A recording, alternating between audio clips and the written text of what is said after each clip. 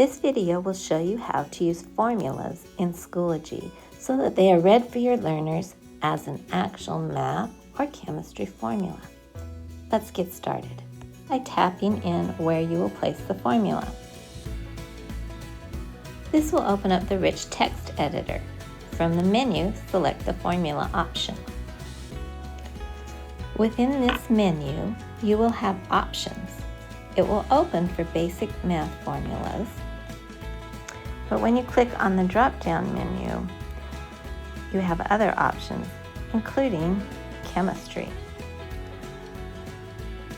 We're going to stick with the basic math today.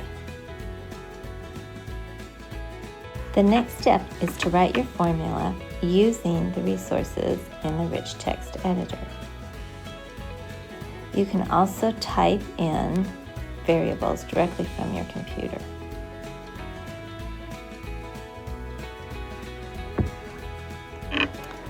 Once your formula is complete, it's time to save it. This will embed it directly into the question.